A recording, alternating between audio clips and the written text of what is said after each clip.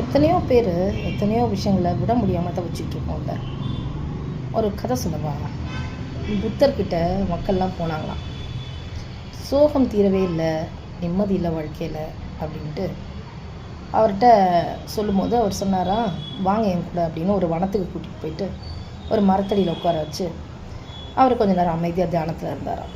மக்களும் அவரை பார்த்துட்டே இருந்தாங்க. மரத்தில் இருந்து இலைகள்லாம் கொட்ட ஆரம்பிச்சிச்சு.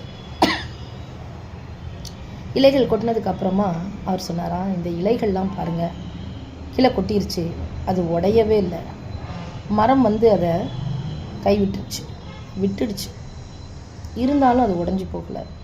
அந்த மாதிரி தான் மனித வாழ்க்கையும். நம்ம எதை ஹோல்ட் பண்ணி வச்சுருக்குறோமோ அது உங்களுக்கு பாரமாக தான் இருக்கும். அது வேண்டாம் அப்படின்னு முடிவு பண்ண பிறகு விட்டுருங்களேன். அது பாட்டுன்னு தன்னுடைய வேலையை பார்க்க ஆரம்பிக்கும். மனிதனும் அதே மாதிரி தான். எந்த உறவுகள் வேணும், எந்த உறவுகள் வேணாம் அப்படின்றத நம்ம முடிவு பண்ணணும்.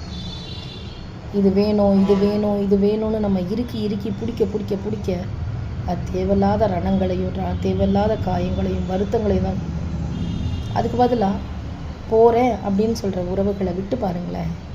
நீங்களும் ஃப்ரீயாக இருக்கலாம், அவங்களும் ஃப்ரீயாக இருக்கலாம். எதை ஒரு மனிதனால் விட முடிகிறதோ, அது பழக்கமாக இருக்கலாம், உறவாக இருக்கலாம், எதுனாலும் இருக்கலாம்.